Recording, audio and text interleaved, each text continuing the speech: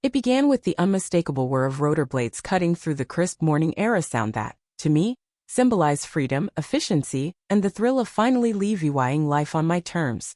I'd just landed on the helipad in my backyard, a luxury I'd spent decades earning, when I caught the flicker of flashing lights bouncing off the sleek tail of my helicopter.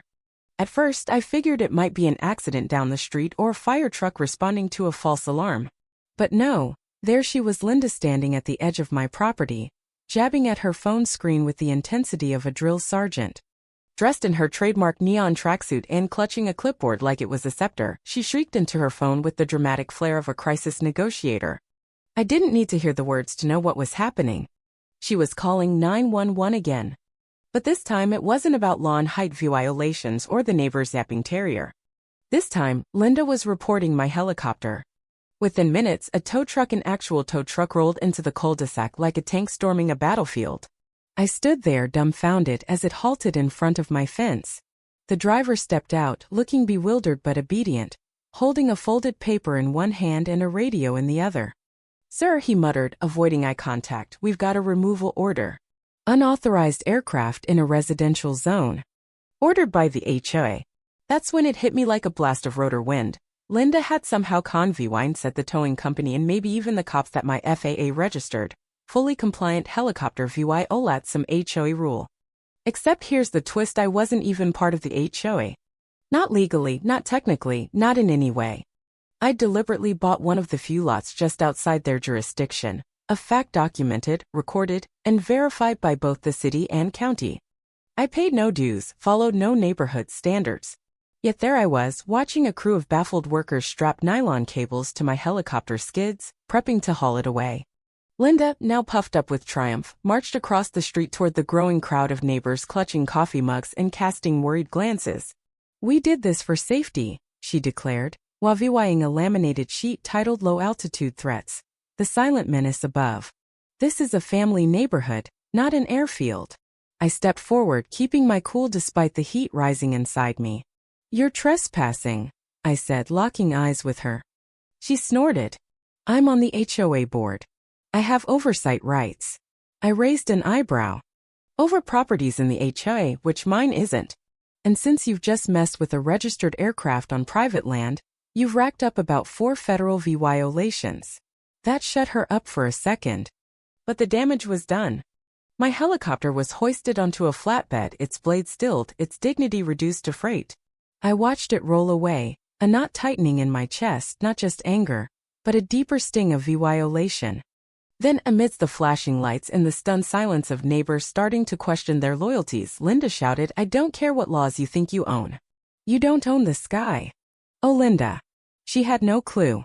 Because I hadn't just bought this land to build a helipad, I'd secured something rarer, something only a hardcore aviation lawyer would sniff out: airspace rights. Yep, I owned the low-altitude corridor above my property, FAA approved and buried in bureaucratic fine print so dense even Linda's precious HOA couldn't touch it. So while she posed for her imaginary VY Tory photo, she just turned a petty dispute into a federal offense. I didn't call the cops. I called my lawyer, Mark. Within an hour, he was in my levying room, sipping coffee and reviewing drone footage of the fiasco, tossing out terms like tortious interference and unauthorized tampering with aircraft property. He grinned. "This isn't just a case. It's a knockout punch." But Linda didn't back off. The helicopter incident didn't humble her, it unleashed her. The next morning, a glossy envelope sealed with an HOA sticker landed on my doorstep. Inside was a cease and desist letter in Comic Sans, no less demanding I remove my unpermitted aerial vehicle, and citing a Weissel Harmony policy I wasn't bound by. It wasn't signed by a lawyer or city official, but by Linda, under the self-appointed title HOA Director of Airspace Compliance. She'd made it up. And it escalated from there. She went door to door with flyers titled "Sky Hazards: What He's Hiding," featuring blurry shots of my helicopter and wild claims about fuel leaks and rotor-induced trauma. By midweek, I was getting texts from strangers asking if my helipad was really safe. Linda had ignited a whisper campaign, and her voice was deafening. She held an emergency HOA meeting, live-streamed on Facebook like a suburban State of the Union. With her posse Nancy, Ellen, and a guy named Phil who looked like he'd stumbled in from a tire shop, Linda stood behind a table draped in patriotic bunting and ranted, "We must protect our peaceful skies. Today it's a helicopter, tomorrow it's drones, jets, anarchy." She passed a symbolic, unenforceable no-fly zone resolution over the cul-de-sac, complete with a laminated certificate she'd clearly made herself. It was absurd, like a kid's CIVYCS project gone rogue. But she kept going. She posted a petition on Nextdoor, demanding I relocate my helipad or submit to HOA inspections. I countered with an FA notarized letter confirming my legal airspace rights, exempting me from their rules. Linda's reply? She accused me of forging it. At that point I realized she wasn't just annoyed, she was threatened. My freedom undermined her grip, and she'd do anything to claw it back. She harassed my landscapers about fuel spill protocols, snapped photos of delivery guys like a wannabe spy, and even measured my driveway with a tape measure claiming it was for wind impact zones. When I told her to back off, she snapped, "Respect the chain of command." What chain? No one had elected her. Linda didn't care about legality, she craved control. And to her, my helicopter wasn't a safety issue, it was a symbol she couldn't stomach. Then came the twist. Linda filed a city zoning complaint with doctored photos making it look like my helicopter hovered over sidewalks and power lines, pure fiction. It dragged me into a municipal hearing where I had to haul in mark, aerial maps, and time-stamped footage just to prove I wasn't terrorizing squirrels. The officials were baffled but stuck processing her nonsense. Linda showed up with a poster board labeled "Flight Path Fears," strung with red yarn and a clip art helicopter in flames. She rambled for 15 minutes about sonic disruptions, to her yoga and birds fleeing her yard due to a vacation stress. I handed over my FAA docs, a live drone feed of my empty helipad, and a map showing the HOA's boundary ending half a block from my land. The board ruled for me unanimously. Linda stormed out, clutching her poster like a rejected reality TV star. But that loss only fueled her. She tried amending the HOA charter to include VY solely proximate properties, her code for anything I can see or hear. She held backyard strategy sessions with her clipboard crew, plotting over iced tea. I added cameras, hired a property rights lawyer, and documented everything. This wasn't just about a helicopter, Anna Marie, it was about who owned the ground and who owned the sky. And Linda, high on fake authority, had declared war on a guy who legally held both. Her next move proved she'd gone from nuisance to tactician. A letter arrived not from the HOA, but from a law firm representing them, demanding weekly flight logs and maintenance reports submitted to their air safety liaison. Guess who? Mark laughed. She's playing FAA now. This'll be fun. Her lawyers were a small-time outfit clueless about federal airspace laws, but that didn't stop her. She sent fake FAA-style inspection notices with a knockoff logo clearly doodled in paint. My Ring camera caught her taping one to my gate in a safety vest and a VY-8ers, like a suburban air cop. Mark fired back with a cease and desist. She responded by pinning a corkboard in the park with a hand-drawn, helipad risk radius, map, my house at the bullseye. Her obsession spread.